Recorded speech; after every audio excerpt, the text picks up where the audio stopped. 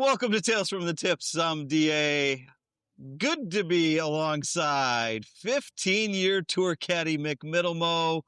We're just a couple guys that love to talk about the game of golf, both inside and outside the ropes. But we come at it from a different perspective. Mick? Yes, sir. I'm back.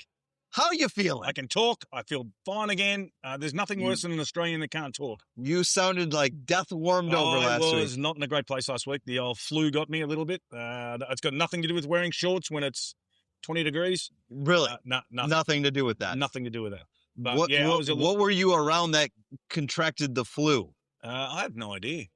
Actually, I have no idea. But I did. I got a bit of the flu, and it stuck with me for about a couple of weeks, actually. It was a little bit gnarly. You had a cold like the weather around here. It was a little frozen. A little chilly. You sounded horrible, my friend. Yeah, it wasn't great. It wasn't fantastic. Well, I'm glad you're doing better. Yeah, I'm glad to be back. I'm glad to be back because you had 30 minutes by yourself last week, and that's hard work talking for 30 minutes by yourself. Not for me. I could talk for days by myself. You could. But I will tell you, that was quite the challenge last week. You did good. I tried to get a fill-in for you. Our boy Fortney let me down. Yep. Golf Tech Solutions. Golf Tech. I didn't know that they're not paying us, though. Not yet, but you got to give me a shout out because they may. Oh, maybe? I don't know. You never know. Thank you, Chris, for the hat. Wonderful. Thank you, Chris. Yeah, he bailed on me. He was supposed to be here this week too. Yeah, well, he's but he just got into town and he just got back and he said, I probably should get home to my wife. And I said, that's probably a good idea. So he's going to come back next week and give us some updates about the PGA show. He did give me a little heads up on that today. I met with the folks from Bobby Jones Golf Club here in Atlanta this week, and I got from Jason, the head of instruction over there, what his thoughts were on. But yes, what are you're on the show? I'm interested. Well, no, we met with them as what I do normally. It actually pays the bills. And we were talking during our conversation, and I said, hey, give me some feedback from the PGA show. And he told me a lot of great things, a lot of great equipment coming out. And I said, what was the biggest takeaway that you took away from it? And he goes, Dave, I would tell you that home sims are going to be on the rise even more this year and next year because what they're doing is they're lowering the cost to have them built and installed in your homes but giving you a much higher quality product. Ooh. I said, you can sign me up for that. You're especially, yes. Did they just give us one? I don't know. Hopefully. I mean, we could talk about them on the podcast a lot. 100% for free. We should be out at that one bar that you went to. I don't even, that you went. 4 Seasons. 4 Seasons, that one. We should probably do a show from there. Yeah, I can do a show there. We could do that. So, yeah, that was, last week was a tough show by myself. I'm glad you're back. Me too. Did you have a chance to listen to it? I did actually listen to it. Can we talk about that in a little bit? Sure. Okay. We got a lot to recap. We do. Where are we starting? Well, you don't have notes. Here's my rundown. You ready? Notes. Here's the rundown. No notes. Rosie wins at the Farmers. So our boy Rosie and Fucci get it done out there at Torrey last week. Actually, can I tell you a little funny story about that? Yeah, I'd love to. Fucci was on the range on Saturday getting ready to go out there, and he was on the range, and the cameras were on Golf Channel and showing Fucci, and I was sitting in the one of my favorite bars, no name, Guston's. And I decided to text Fucci while he was still on TV, and I saw him pick up his phone, and he responded while he was on TV. So it was very good. Thanks, Fucci. Appreciate that. It was good. Made me look good. You looked good texting. I did. Okay. Good texting. So we got that. The LPGA made a big boo-boo this past weekend. Talk about an organization that can just keep making more mistakes. They keep shooting themselves in the foot with a lot of bullets. Yes, not just one. What really was bad is that you probably the most prominent golfer in the most recent time, you sent her out in a pro-am to go play, and you didn't send your players out. Mm-hmm. Good move. We've got Nelly Corda sounded off against the TGL. And so she should have. The The LPGA are alienating themselves. It's hard. That was hard to say. Alienating themselves from the rest, and I don't know why. Careful with saying aliens.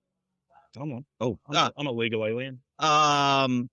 We've got the Wasted Management. I mean, the WM Phoenix Open. The Wasted Management Open is going on this week out in Phoenix. As a matter of fact, we're watching live. The guys finishing up today. There's a lot of hockey jumping around right now. Oh, they got curling on as well. And we got curling. We'll have to talk to James here at Twin Peaks about that. Live again, Mick. Yeah.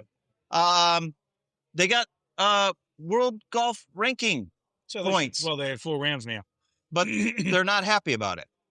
No, so we'll talk about that. Points. We'll talk about that. And since you weren't here last week, I got to talk about your guy, Patrick Reed, coming back. Oh, by the way, he started out pretty good today. He's leading. That's not bad after a win. Win. Beaten in playoff and now leading after the third round. I think he's off to a pretty good start. He can play. Very, very, very, very, very good player. Better than his personality. Well said. So if you like all those things, and if you might have something else, I don't know, you'll probably throw in. I'll come up with something in the middle. Let's grip it and rip it.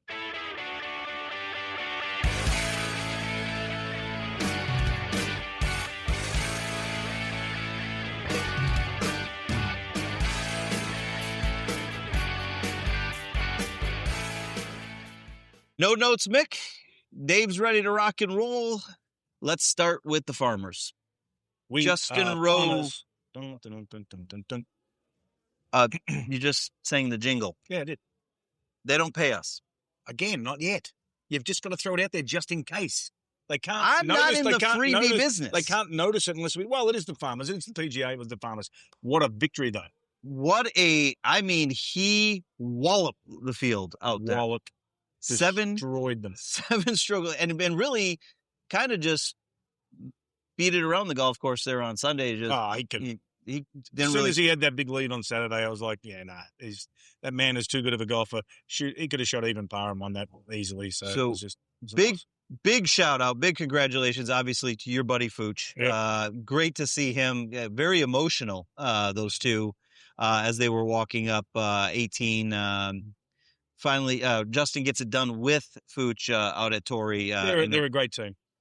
They were together for, I think, 10, 11 years before there was a little breakup. But getting back together again is going to be great. And I can't wait for that story to end at the Masters. Where you picked it. You said it in December. Justin Rose for the win in Augusta. Yeah. If you watched the tournament coverage on Golf Channel when he's on the putting green and what he does and how methodical he is and what he does now and how he's ready to go to every tournament and play, it's very Tiger-esque. He has taken it to the next level of how he prepares. There's no shortcuts. He just gets after it straight away, and it's very, very impressive to watch because, he's getting on a little bit, 44 years old. Not that that's old. By Whoa. That's old by any stretch, like me. But, no, very impressive to watch. But you watch his pre-tournament routines, pre-round routines, and you'll see something that's phenomenal. It's impressive to watch, especially his putting. I was going to say, he is putting magnificent. Well, man, I will say he was driving the golf ball phenomenal. Yeah. I mean, it's a good combination. If you drive well and putt well, it's usually a very good combination. Drive well, putt well at Torrey, you're going to score well. Torrey's a tough golf course. One of them is. And he did a nice job. Anything else that you have from the farmers? No, just it was fun to watch, and it's good to see when your mates are winning. It's always nice. It's always fun. You and I pushed again. Yeah, our guys both finished. I was a little worried. My guy Harris, I didn't know if he was going to make the cut, then rallied on the So weekend. what's happening with the points at the moment? Where we at? FedEx points. You have a slight lead. How slight is slight? I don't have the total calculation because I didn't have a chance to actually add this week's points to last week's. Well, I know You were last week up I was slightly because I was comfortably last week. I was up there. You had like 13 points. I had like 42 or something. Right. That's not comfortable with FedEx points. You know that. Yeah. No. Well, I'd like to be in the lead. Well, it's a long season. We've got I get it. 20 some plus. Who'd you pick this week? We'll get to the waste management. Relax. Come on, did you lead? I said Relax, you were leading me into it, and then I leaded back. No. We're going to talk. Did you have a chance? So you did say you listened to last week's podcast where twice. Were you bored? Yeah, I just wanted Was it that good? I just wanted to redo, and I was going to count a certain amount of things, but I didn't. Oh, the ums? There was a few ums.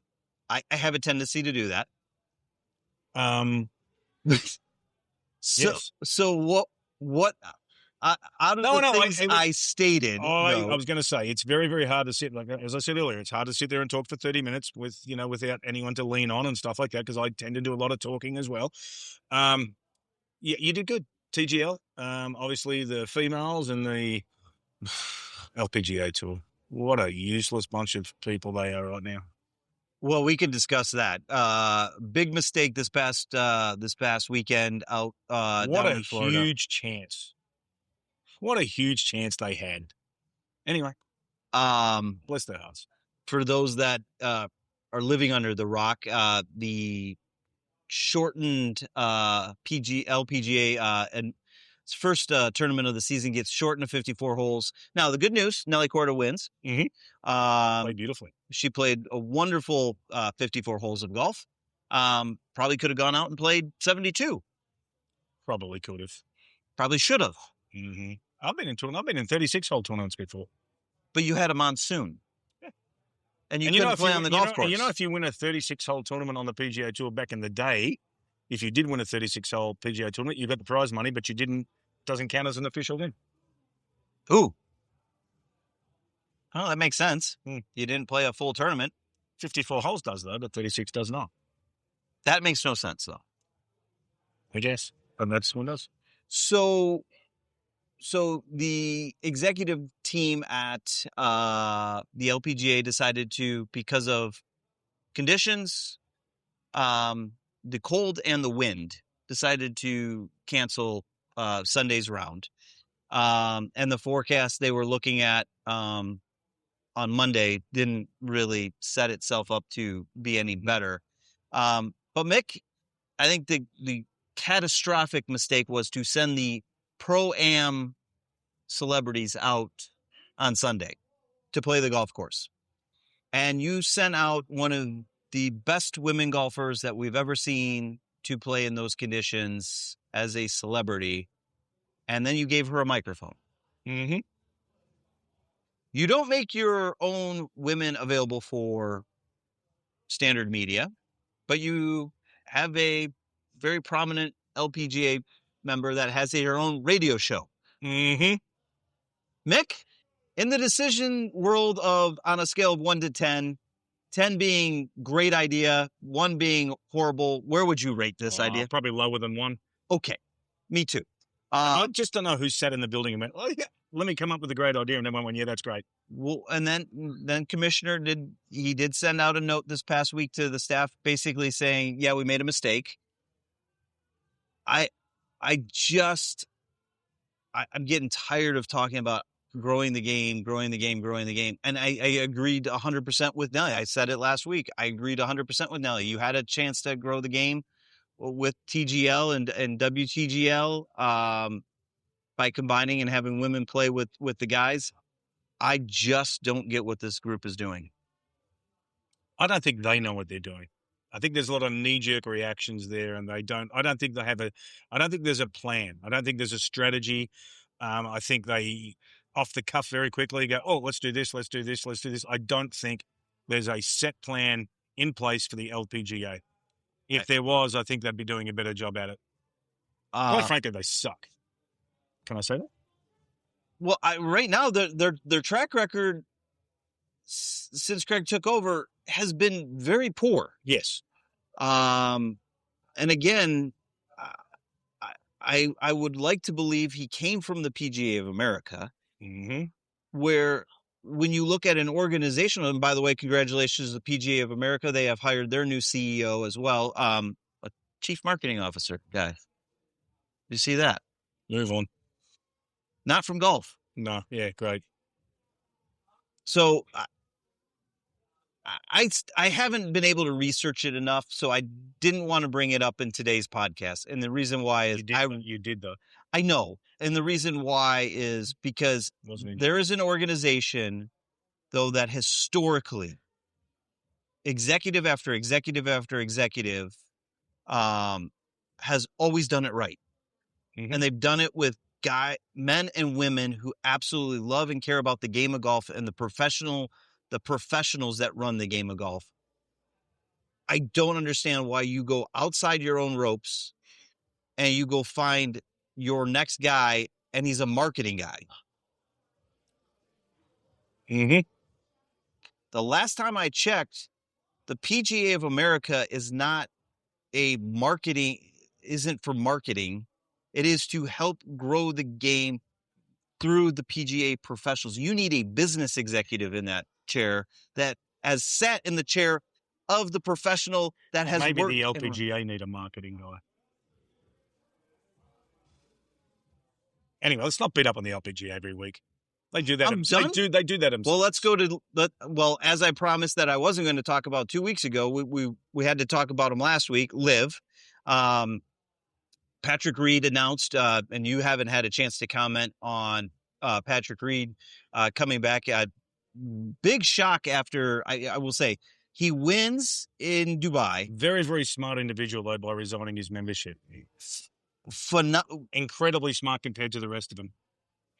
I was going to say either he was really well advised. Oh, incredibly well advised. But I also give Patrick Reed a lot. He's not a nice guy. We all know that. And every single one of his lawsuits for defamation of character have failed.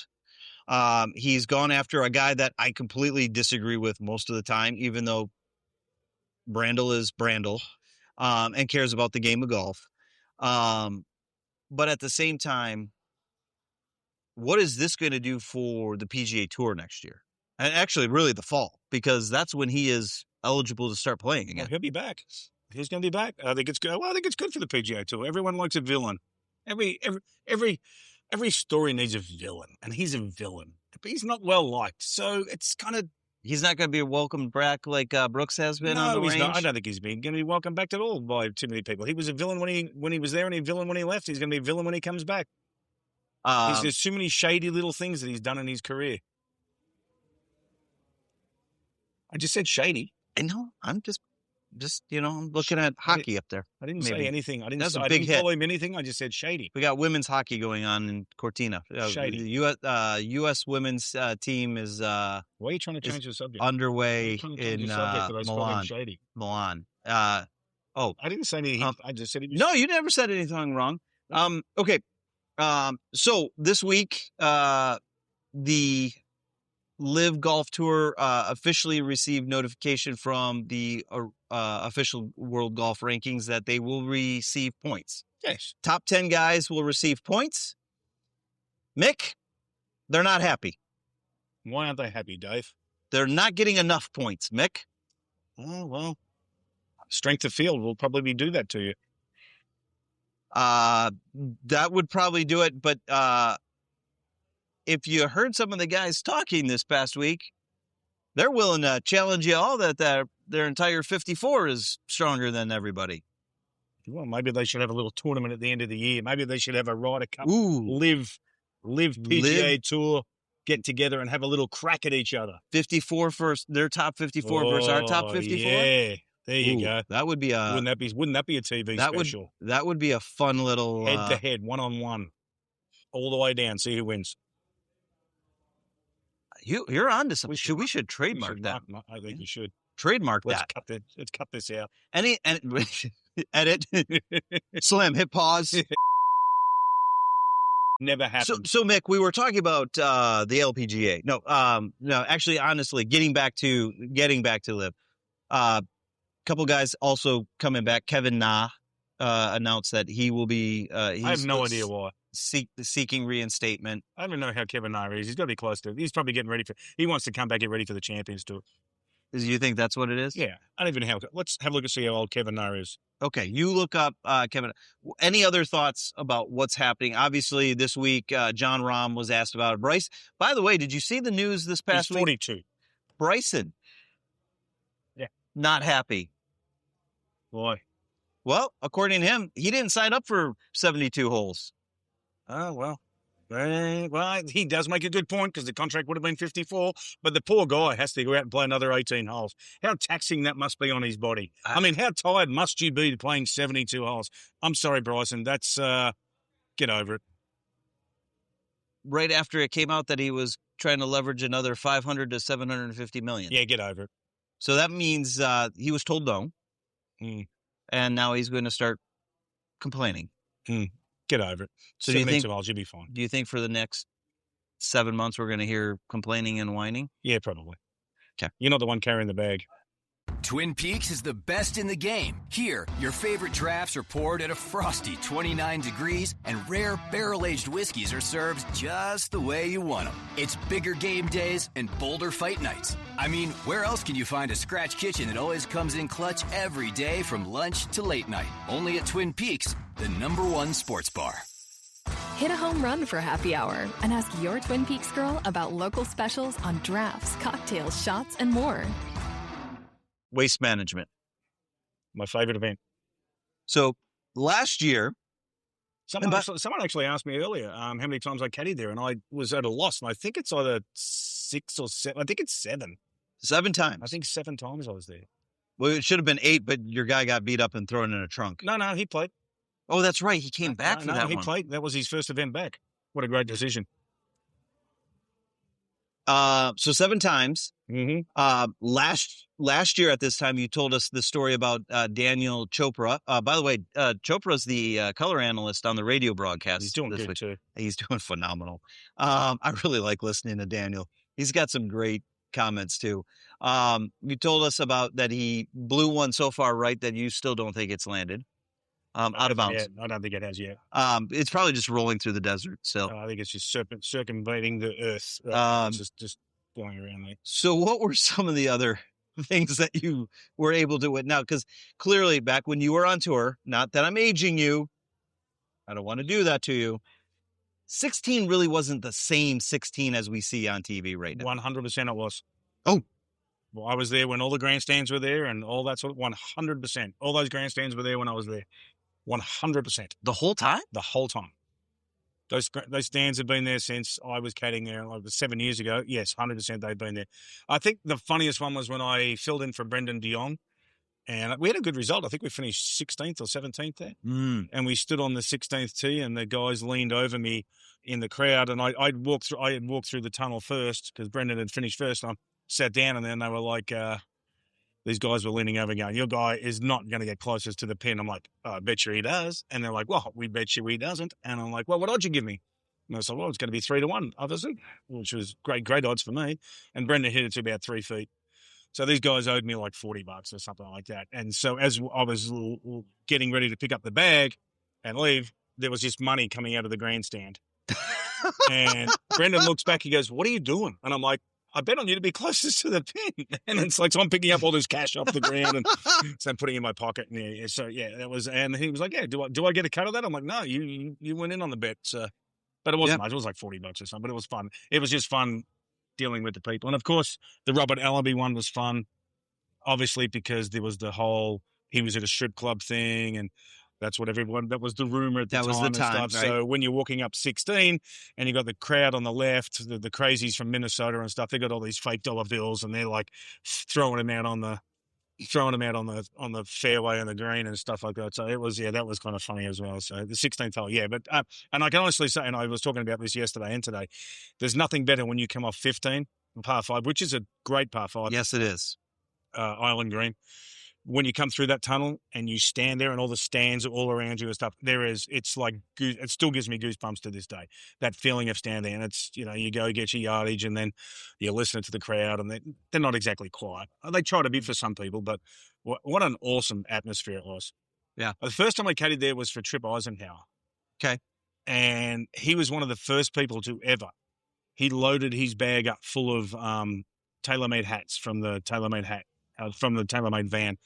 And I think he missed the green and the crowd was booing him, but he ran down the side of where the people from Minnesota in the stands were and stuff like that. And he was just throwing TaylorMade hats into the crowd. So he was actually the first person to start doing things like that.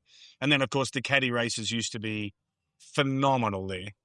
If you ever Did you ever win? No, I never did that. The only time I ever come close to winning was when, and I'll give you guys a bit of a heads up. So you have 3 different players in the group, first 2 days, and sometimes third and fourth day. But every caddy has a different color bib. You'll have a green one, a yellow one, I think a blue one was whatever. So, and the crowd are betting on which caddy would get to the green first and who touched the green first. So it became a chase of just players hit their shots and then the caddies would just start running. And at the end of it, Scotty McGuinness, who was caddying, I can't remember who for at the moment, they dropped the bags and sprinted and then they dived on the greens. That, if you ever look at it on YouTube, it's great. That ended the caddy races very quickly. But I never, ever even attempted to race down there. I gave the walk-in scorer, the little kid that carried the scoreboard at one stage, I gave him my bib at one stage and I said, off you go, kid, sprint for me. And I was carrying the scoreboard for a little while. Well played. Well played. Yeah, I got in trouble for that too. You got in trouble I got for a that. little bit of trouble for that one, but that's okay. I got a little stern warning from the PGA too. They don't like that. They didn't like that. So the caddy races become obsolete. I think do they do that though? I think now during the Pro-Am on Wednesday. They might do it at the Pro-Am on Wednesday, but and actually that caddy races actually started at Colonial. But not allowed during the actual event. And if you watch the brothers, the Henley brothers, Kip, who was on Big Break, him and his brother racing down there at one stage, and he was caddying for Robert Garrigus, and he trips, and the clubs go everywhere. So it's like he didn't break any clubs. And then he tried to tackle his brother, and then it was a lot of fun. What else about that course do you remember that because it's and I was out there 11 years ago. Best finishing, some of the best finishing holes in golf. I was going to say in a tournament. I mean, you obviously got 15, the par 5. There were times where I would nearly want my player to miss the green. Miss the fairway, so he would lay up, and then you got a nice little easy wedge into the green or something. Because it's a very daunting hole, island green coming with a 4-iron, 3-iron. And then obviously you got 16, and then you got the drivable par 4, 17, and then 18 is just a great finishing hole. So yeah, it was really good finishing. And we were there with Zach Johnson one year when he had to finish 3 under the last 2 holes to make the cut. We were in the group, and he birdied 17. He drove it close to the green, knocked it up, and then he holed his second shot at 18 to make the cut on the number. Wow. And so the crowd's going crazy. But yeah, it's, when you get 160,000 people there on a Saturday, it's nuts. It's just a lot of fun. Do you ever do the bird's nest? No. That's for the spectators like me. No, actually I might have. Yeah, okay. I used to have a lot of bands there and things like that. So yes. Now the one thing and we're seeing it today, the winds are up. Yep. So scoring has obviously. Well, you know what? Actually, I wanted to bring this up. A couple of weeks ago, I asked you, is Chris Gotterup a superstar or becoming a star on the PGA Tour? And I said, not yet. Give him time. And look at what he goes and does today. I know. It's not the hardest golf course in the world by any stretch of the imagination. There are some hard holes out there. I mean, 11 is 11's a brutal. 11's one of the hardest holes on the PGA Tour. But yeah, it's a very fair golf course. The par 5s give you a chance if you're driving it great. They give you a chance, and third hole. It's a fun golf course, but you can score out there as well if you're getting it going. Yeah, well, that rough is thick. It's Kentucky bluegrass still, so it's got that ball falls. Yeah, and it can be very chilly in the mornings there too. Very cold in the mornings. So, okay, our picks. I've got Ben Griffin. Yeah, who did I pick? Chris Gotterup. No, you did not take Chris Gotterup. You took Graceman. Max Gracerman. Just try. Well, hey, listen, I got it on text for him, so I know where you were at. What'd your guys shoot today? You know what? Guess what? We were tied. 1 under? Yes. We're doing pretty good. We're getting there. The fact that I'm still leading. Right. You just want to keep even pace right now at this point. Well, I'd like to beat you, just like I do with American football every year. Right. So, yeah. So all I can hold on to is the majors picks. Anything else you want to discuss? Can we talk the Super Bowl? We can talk Super Bowl. See, you didn't have that in your notes. I did not. You did not have that. Nope. Tom Brady doesn't have a dog in the fight. I heard that. Why? Why would he? He doesn't. Isn't he like a New England hero? He's got a statue. Sure. 6 Super Bowls. Wouldn't he say, I really want New England to win? Did he say that when he was playing for Tampa Bay? I'm just saying, but wouldn't he think that this is a team He's the minority owner of the What's that got to do with the Raiders? price of fish on a cold day? Well, I think Nothing. The Raiders aren't in there. I don't think it is a very good look if it would be the equivalent of me saying, hey, I really want to cheer for blank, but I represent the Atlanta Falcons. Well, do you want a certain team to win the Super Bowl? No, actually, I really don't even care. I want Seattle. I did see this. Seattle to win. I already saw this football game. Because I'm sick of hearing 28-3. I saw this football game 11 years ago in Phoenix. Pete Carroll. When they should have run the ball with Marshawn Lynch and instead decided to throw the ball. Good idea. Wow, that's the Super Bowl that Pete Carroll never gave. He never got one in New England, but he gave him one. They should have given him a ring. Ouch. Well, he used to coach. He was the coach. He was the coach of New England. Never got them one, but he did his best in that one to get him one. We helped him. Well, that's why I said they should have given him a ring. So I've seen this story. I don't care about this story. I would like I think the Sam Darnold thing would be a really good story in football if he won. Okay. Very maligned quarterback when he came out, playing for the Jets, like everybody else is when they play for the Jets. But yeah, I think it'd be a good story for Sam Darnold.